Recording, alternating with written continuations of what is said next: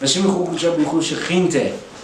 have a very, very special double parasha this week, Mattot, and so what we want to do, we want to make sure that we get to both parashiot. So we have two amazing topics. We have lots of Torah to get to. Ein mayim ela Torah. Everywhere where water is mentioned, it's a metaphor for Torah. So let's jump on in. The water's fine. Vaydaber Moshe al Rashi Hamatot livnei Yisrael lemor ze hadavar asher tziva Hashem.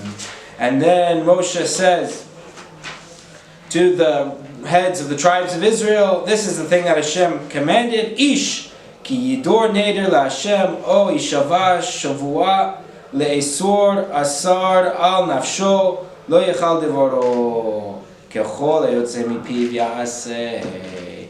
And anyone who is going to make a vow or an oath, and it's going to forbid something upon himself, and it's going to be like a full prohibition for him from the Torah, and everything that you bring out of your mouth, you must do. So we have an amazing parasha that opens up with such an interesting thing about Nedarim.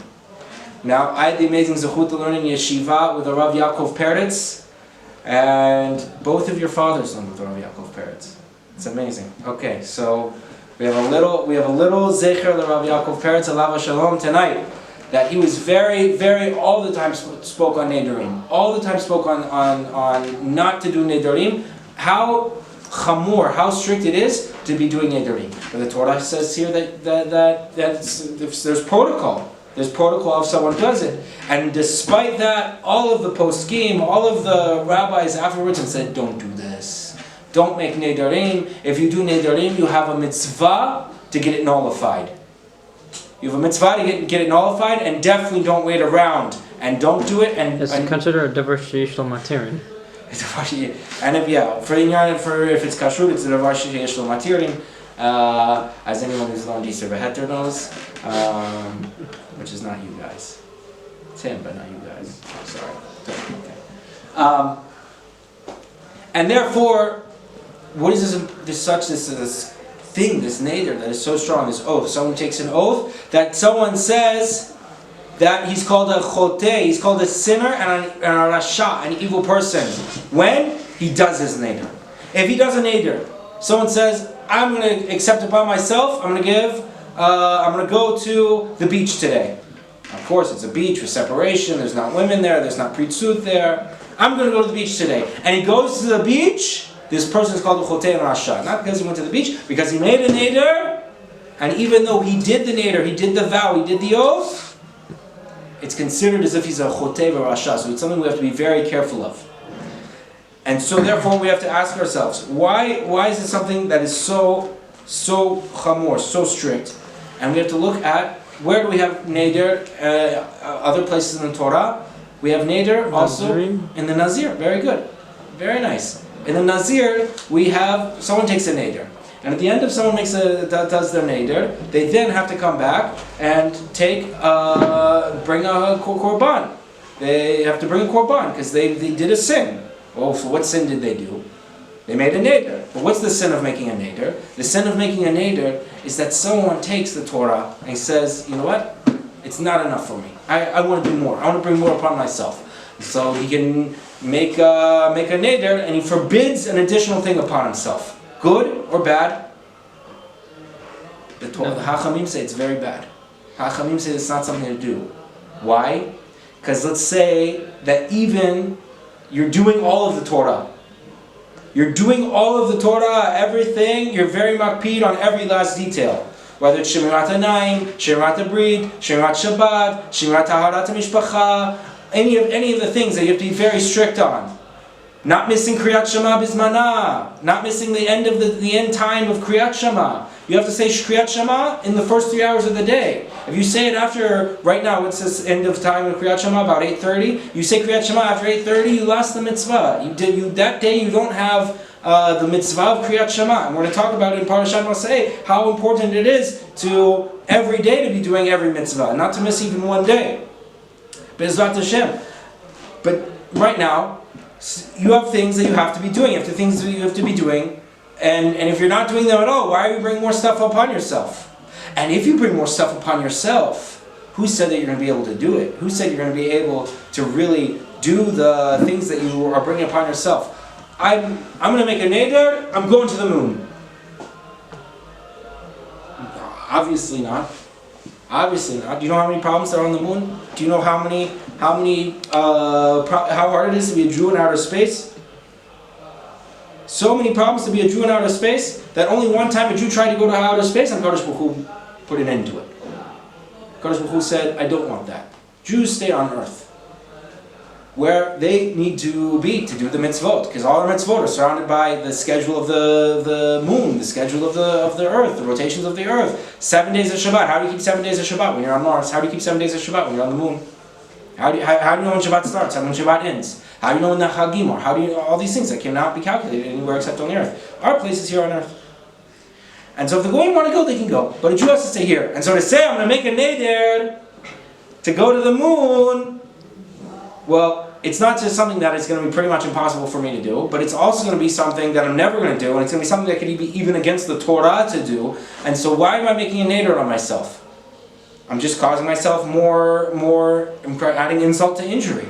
And on even more than that, if I do the neder, let's say I go and I learn how to be an astronaut, I do all the training, I do all the everything, and I go to the moon. Even though I did all the work to do my neder, to do my oath, the Hachamim still say this person is called a rasha v'chotei. This person is an evil sinner. But he did what he said he was going to do. Yeah, but you shouldn't have brought it upon yourself as if it's like the rest of the Torah. You shouldn't have brought it upon yourself like you're trying to do the rest of the Torah. And so the Me'am Loez brings certain stipulations. When is it actually fitting to make a neder? When can I do it and it's not considered rasha v'chotei? And so the Hachamim bring a few situations. Is when I do a neder, that is to do something that is for the Torah, that is a mitzvah to do. For example, I'm going to make a neder to give 100 shekels, give $100 to the Beit Knesset. Or I donate $100 to the organization of Thursday Night Learning so that everyone can get trolling. I'm signing up for like when someone passes away and you're doing Mishnahs and everything and all, and you're learning Mishnahs in honor of someone who passed away or was killed. Is that also like doing a neder for like learning that Masechet before the end of the 30 days or something? Yes, because you're accepting upon yourself to do it. So if you don't say bli neder, you could be in a big problem if you don't finish it. So it's important when you do things like that to say bli neder. If you buy an aliyah on the Beit Knesset when they're selling the aliyot, it's important to say bli neder. A good friend of mine, Rav Rachami Mohavim, was very makpid on this, to always say bli neder when he buys. Because if he happens to forget to pay, which he never does, he's very makpid also to pay, and to pay more, to give extra tzedakah, but if he ever, chas v'shalom, forgets, he's in a big problem. Why? Because it's like a neder. It's like he did a neder. But it's a neder that's okay. Why? Because it's for the Beit Knesset. It's a neder that's for the Beit Knesset. And so therefore, anything that's a mitzvah, that it's still good to say bli neder, because if you forget, then it's problematic. But it's not a problem if I complete it. And therefore, if say on Shabbat you say I'm buying an aliyah, so it starts Chai 26, 52, 72, 101. Oh, sold. Motzei Shabbat, bring your 101 shekels to the Beit Knesset and pay it immediately. Don't wait around. Rav Aram Yonah explains, because what happens when you make a neder, you start doing a mitzvah. Here we have it in the Torah, it's a mitzvah.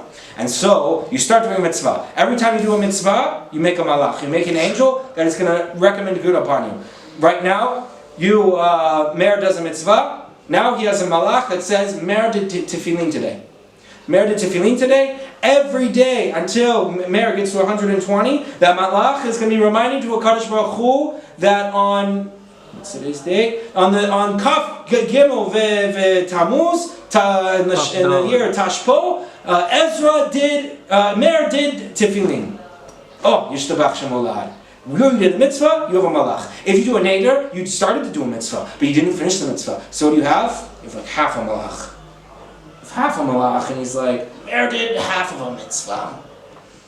You want to give him, wants it to be full strength of the full angel power, no? And so what you have to do, you have to finish the mitzvah. How do you finish the mitzvah? You finish the neder, you do the neder. So someone who says, buys an aliyah in the Beit Knesset, Me'ah ve'echad. Bring that 101 shekels to the Beit Knesset at Motzei Shabbat even. At the very minimum, Sunday morning, you come to the Beit Knesset to pray, bring the money with you. Have it ready. When you Motzei Shabbat, put it in your Talit Tifanim bag, ready to go.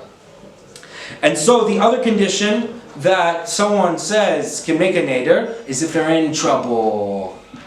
Right now, the goyim are coming; they're closing in, or you have someone going through a health problem, chas v'shalom, or whatever it may be. They want to do, they want a shidduch, they want to do something, so they accept upon themselves to do something.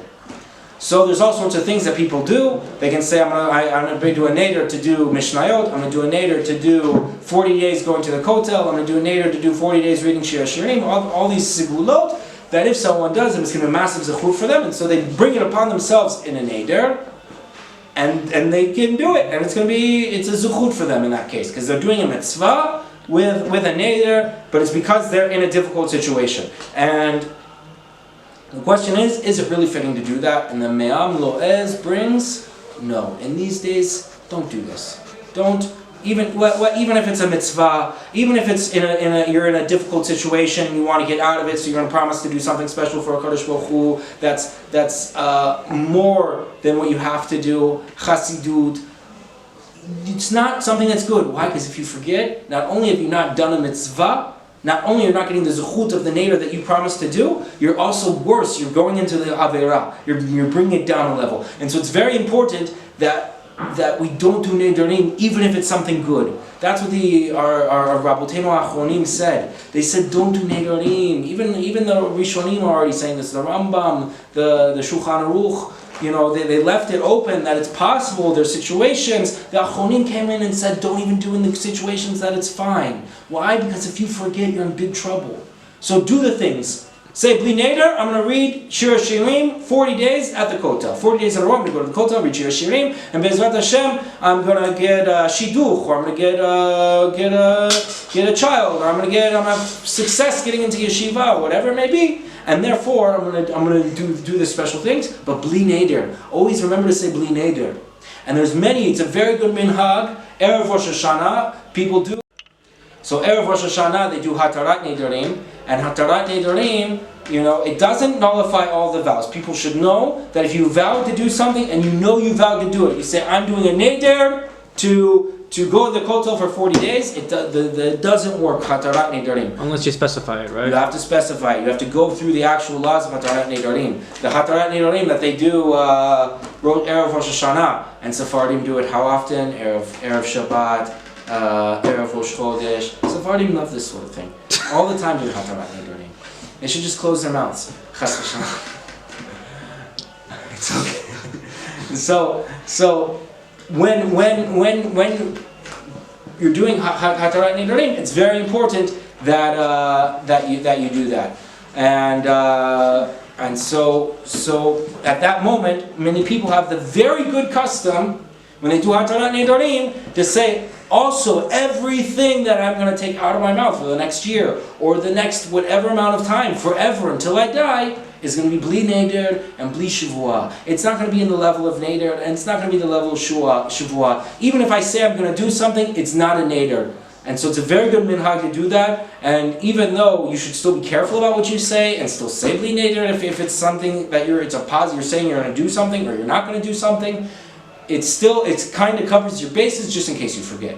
So it's very important. This is a very good minhag to do. And so the last thing that the Me'am Lo'ez is going to bring is who can do nederim. We talked about all these situations. We talked about how the Achronim said don't do nederim. Don't make vows. And so who is going to do nederim? The Me'am Lo'ez brings a pasuk. And he says, from this pasuk you can know who is able to do nederim. The first one is Et Hashem Elokech Tira. And so what does he say? Someone who has a lot of Yirat Shamayim, has a very high level of Yirat Shamayim, isn't stam throwing around nederim. There's a woman that comes to the Beit Knesset like once a month, once every 3 weeks. She comes and she says, I need Hatarat Nederim. I need someone to nullify my vows. I need a Beit Din to nullify my vows. Why are you doing nederim so much? Someone needs to tell you, you need to stop doing nederim. It's really, really not okay. And so, someone has to have a lot of Yirat Shamayim, so they know that when they're doing a neder, the level of culpability that they're pulling on themselves, and the amount of the chomer, the weight of what they're doing when they're actually making neder, because it's very, very, very heavy what they're bringing upon themselves. And the second thing is written v'otot avod, and so you have to make sure that you're doing this in connection to a Kadosh Baruch Hu. You're always directing this towards a Kadosh Baruch Hu. And the last thing is ubo tidabek, and that's again that if you're devuk with the Kadosh Baruch Hu, you're always connecting with the Kadosh Baruch Hu, you're always thinking about the Kadosh Baruch Hu, wanting to be with the Kadosh Baruch Hu, then you're on a different level. You're already getting to a different level, and it's very, very good. In that case, someone who has all these attributes, Yirat Shamayim, and he is worshiping Hashem as much as he needs to be, doing all the things he needs to do, as we talked about, and he is devekus b'kudsha b'richu. He has the vekut in a Kadosh Baruch Hu, and he wants to be connected to a Kadosh Baruch Hu, and he's doing these nederim because he wants to be connected to a Kadosh Baruch Hu. Then there are situations where it might be okay, but it's still, like we said, all of the Achronim came and said, don't do this. It's only going to cause people problems. And as the Hachamim said, someone who does a neder and he keeps his neder, he doesn't forget to do it. He doesn't push it off. He makes an oath and he does the oath. He keeps his oath. He's considered chotei v'rasha. He's a sinner and he's an evil person. And so that's something we want to be very careful of when we're doing these things. The second parasha this week is Parashat Masa'eh. Ve'ele Masa'eh b'nei Yisrael asher yatza'u me'eretz Mitzrayim letzivotam beyad Moshe v'Aharon. And these are the travels of b'nei Yisrael, the sons of Israel, that they came out of the land of Egypt and all of their forces, and they came out with who leading them? Moshe v'Aharon.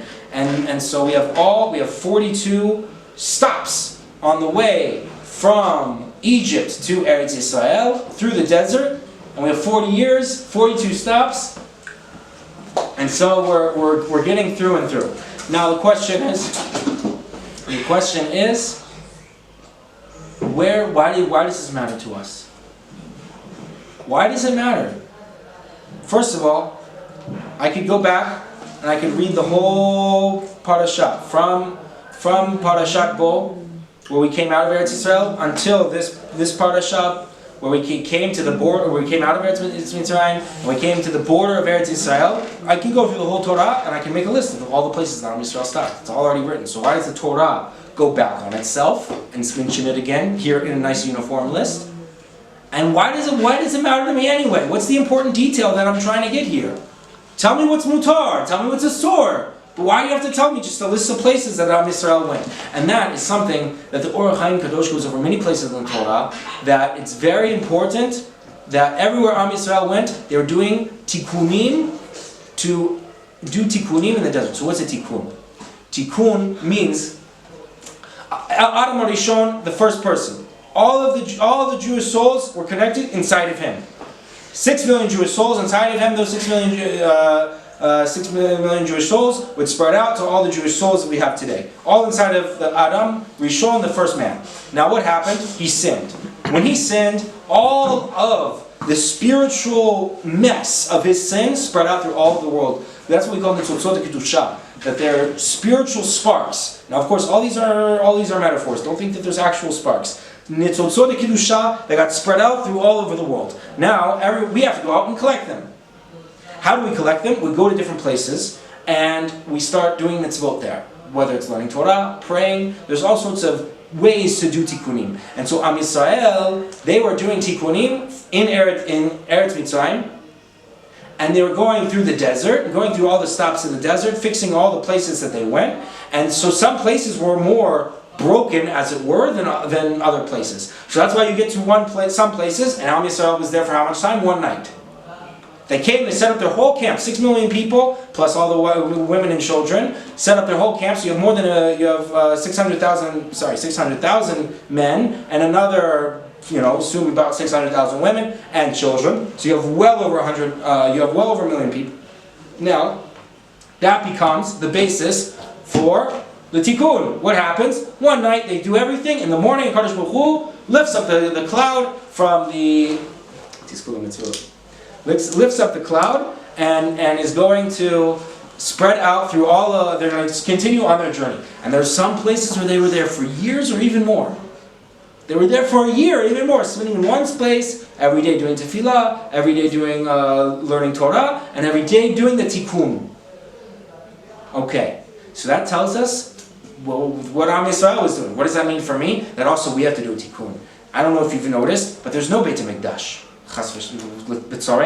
In a great difficulty, we're in Beit HaMitzarim, we still don't have Beit HaMikdash. I don't know if you noticed, Mashiach still hasn't come. Okay? The fact that we're still here working to try to do tshuva means that Mashiach still hasn't come because we haven't done tshuva. And so what does that mean? That we still have Mitzotzot Kedusha, we still have these holy sparks, these spiritual sparks that are spread out all throughout the world, and people are starting to collect them and bring them back in. And so, what does that mean? We have to continue doing our work. How do we do our work? We have to learn Torah. We have to learn Torah, pray, as we said, do mitzvot. Okay, great. But how do I do tikkunim in all over the world? Well, Kadosh Baruch Hu worries about who gets to where. So there's people who are born in America, and there's Jews that were born in Israel.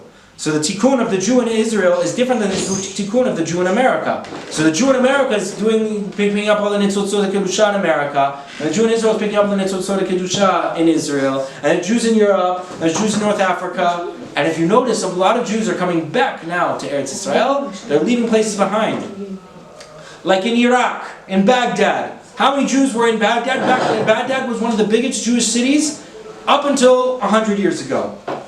Up until 100 years ago, Baghdad was one of the biggest Jewish cities. It was a city of big Talmidei Hachamim. Rabbeinu Abdullah Somech, Rabbeinu Ben Ish Chai, Rabbeinu Yosef Chaim, Harav Shimon Agassi, Harav Yehuda Bataya. Massive Talmidei Hachamim that were in Baghdad. They came to the Ben Ish Chai. They said, "We want to build a yeshiva." And the Ben Ish Chai said, "Don't build a yeshiva here. Because in another generation, there's not going to be a single Jew left in Baghdad." Why? He knew that a little bit more time, the tikkun of Baghdad would be done. The Jews would get all the nitzotzot kedusha, these spiritual sparks out. There would be no reason for Jews to be left, and so Kadosh Baruch Hu would make it happen that they would just get thrown out. And that's going to happen in all over the world as we slowly fix every place. Why do you think the second biggest, the biggest Jewish community in the world is where? Not in Eretz Yisrael. It's in America. Why? Because America's new, right? Only in the last 500 years, people know America was there. Around the same time that Europeans started getting to America, whether it's North America, South America, also Jews came, and so they started the tikkun. They started the tikkun, and what happened? They're way behind, because everywhere else in the world they've been doing the tikkun already for thousands of years. Here we've only been 500 years, and so the tikkun is starting.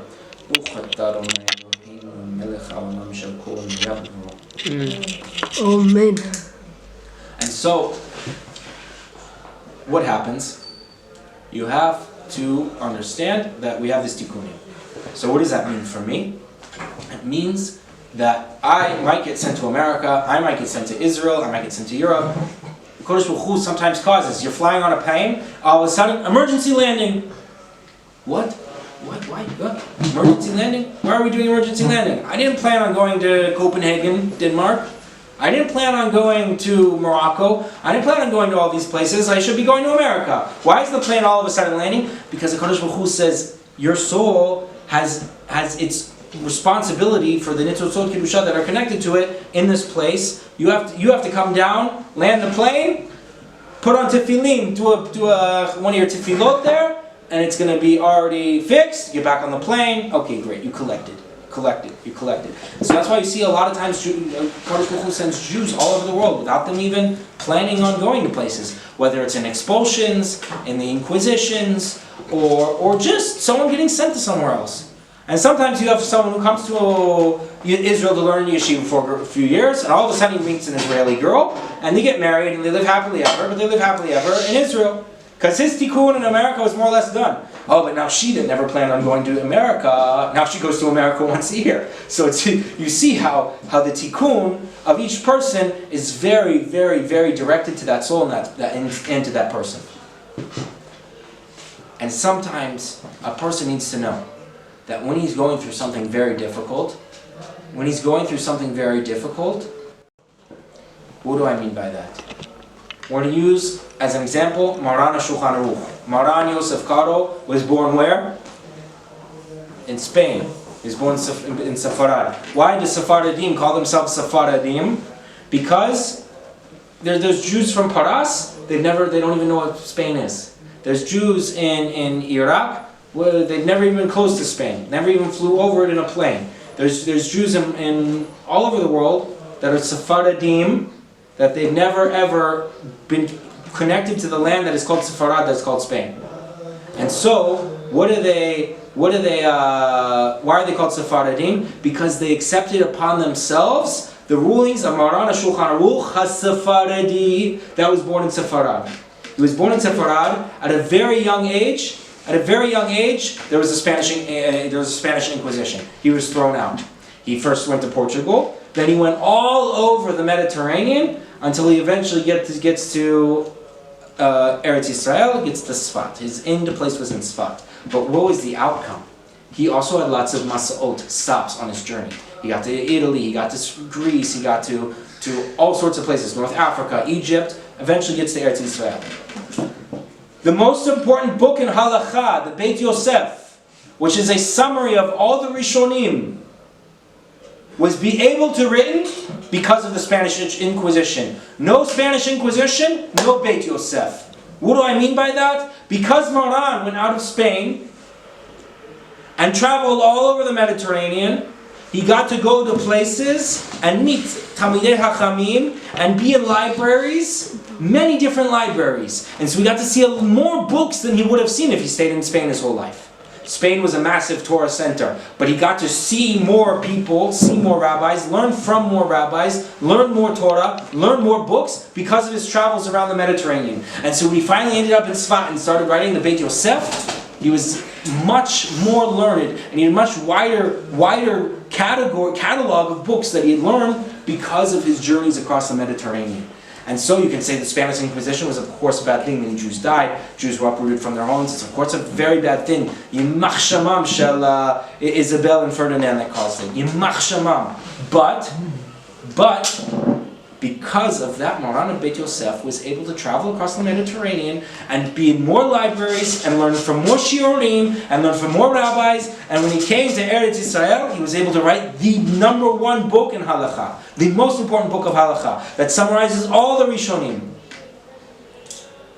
So sometimes someone's going through something very difficult and he doesn't understand, how can this possibly be that HaKadosh Baruch Hu is bringing this upon me? How can Kadosh Baruch Hu, we're definitely, Baruch Hashem, no one is in the same situation as Moran went through. Kadosh Baruch Hu is ripping me out of my home and throwing me out to the wind. And I have to travel all over the world until I can find Kaf Ragli. Until I can find a place to put my foot down. But the outcome was the most important book of Halakha that was ever written. So someone in the midst of the darkness, he doesn't see the light. But when he gets to the other side, he looks back. Wow, I went through 42 different stops. And after 42 different spots, I got to Geulah, I got to salvation, I got to Yeshua. And so a lot of times, a person needs to remember that HaKadosh Baruch Hu, everything that he's doing is for your own good. And everything that HaKadosh Baruch Hu is putting you through has a reason. And so when you get through to the end, you can say, that was difficult, but look what I was able to accomplish because of it. That was difficult, but look where I started and look where I got. And so B'ezrat Hashem, everyone will be able to always see the light and always see that the HaKadosh Baruch Hu is doing everything for his own good. And together we're going to do Tshuva Shlema, and we're going to accept the coming of Mashiach Tzidkenu B'emarav Yemenu. Amen v'amen. Rabbi Chanan, זהו? all good?